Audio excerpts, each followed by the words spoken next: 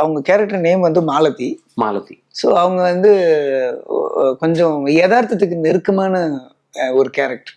சில கேரக்டர் வந்து நம்ம வந்து சினிமாவுக்கான ஒரு காஸ்டியூமோ அதுக்கான மேக்கப்பை பண்ண நமக்கு பிடிக்காது. சில பேர் வந்து நம்ம டெய்லி பார்க்குற ஒரு ஒரு யதார்த்தமான ஒரு பெண் அப்படி இருக்கணும்னு நினைப்பாங்க. ஸோ அவங்க வந்து கன்னடத்துல எப்படின்னு தெரியல, நம்மளை பொறுத்த வரைக்கும் அவங்க நிறைய அப்படி வரல. விதவிதமான ட்ரெஸ்ஸோ ஒரு ஸ்டெப் போட்டு பயங்கரமா டான்ஸ் ஆடினாங்க அப்படிலாம் வரல.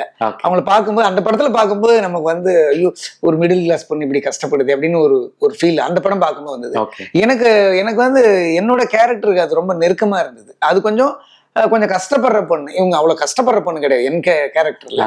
இவங்க அதை காட்டிலும் கொஞ்சம் படிச்ச பொண்ணு, ஸ்ட்ராங்கான பொண்ணு தான். அதுல கொஞ்சம் அவங்க வந்து யதார்த்தமான பொண்ணு, ஒரு ஒர்க்கிங் உமன் அந்த மாதிரி பண்ணியிருந்தாங்க. இதுல கொஞ்சம் வந்து கொஞ்சம் படிச்சு ஒரு அப்பர் மிடில் கிளாஸ் மாதிரி ஒரு கேரக்டர்.